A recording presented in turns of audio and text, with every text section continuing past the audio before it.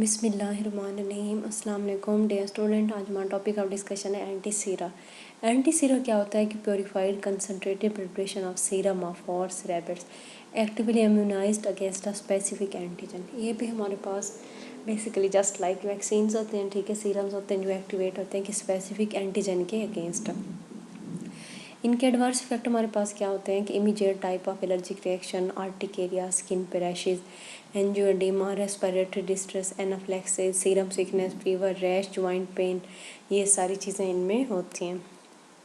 और जब हम इंजेक्शन को एडमिनिस्टर करते हैं, साइट ऑफ एडमिनिस्ट्रेशन पे भी 7 to 10 डेज तक पेन वगैरह होती है, रेडनेस होती है। अम्यूनोग्लोबुलिन्स बेसिकली क्या होते हैं कि separated human gamma globulin which carry the antibody. Immunoglobulins वो होते हैं जो एंटीबॉडीज़ को कैरी करते हैं, नॉन स्पेसिफिक और स्पेसिफिक नेचर के होते हैं, मोर एफिकेशियस होते हैं एंड सीरा एंटी सीरा से, ठीक है, इनकी ज़्यादा एबिलिटी होती है क्योंकि ये क्या एंटीबॉडीज़ को कैरी करते हैं। जब भी कोई फॉरेन सब्सटेंस अटैक करता है तो एंटीबॉडीज़ ज़्यादा जल्दी इफेक्टिवली काम करती है। Tendency increase with the large and repeated dosing adrenaline to kept on stand by.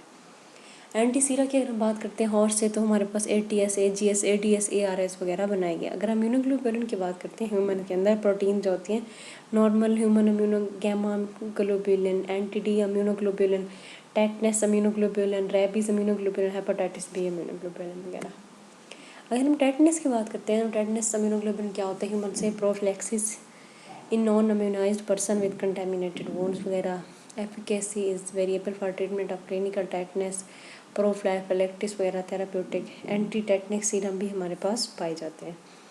Anti snake venom polyvalent भी होते हैं, ठीक है। ये भी सारे क्या होते हैं, जब स्नेक बाइट करते हैं तो उसके लिए हम इनको एडमिनिस्ट्रेट करवाते हैं। प्योरीफाइड इंजाइम रिफाइंड होते हैं और ग्लोबुलिन्स होते हैं। ये यही होता है, IV की फॉर्म में एडमिनिस्ट्रेट किए जाते हैं, ठीक है, और ये जाके रजिस्ट करते हैं। अगर हम नॉर्मल ह्यूमन गामा ग्लोबुलिन की बात करें तो ये यहाँ पर हमें शो करवाए गए हैं। उसके बाद जो नॉर्मल ह्यूमन इम्यूनोग्लोबुलिन होते हैं, कंसनट्रेटेड इम्यूनोग्लोबुलिन होते हैं, cold fractionation of the pooled human plasma से इनको प्रिपेयर किया जाता है। इनकी इंडिकेशन किस चीज़ में होती है, मतलब कहाँ कहाँ यूज़ हो सकते हैं, वायरल हेपेटाइटिस A और B में, मीजल मम्स में, पोलीमेलाइटिस में, चिकन पॉक्स में, एग्मा ग्लोबुलिनेमा में, ल्यूकेमिया में, पेशेंट इम्यून सप्रेशन, इन सारी चीज़ों में इनको इस्तेमाल किया जाता है। That's it, thank you so much.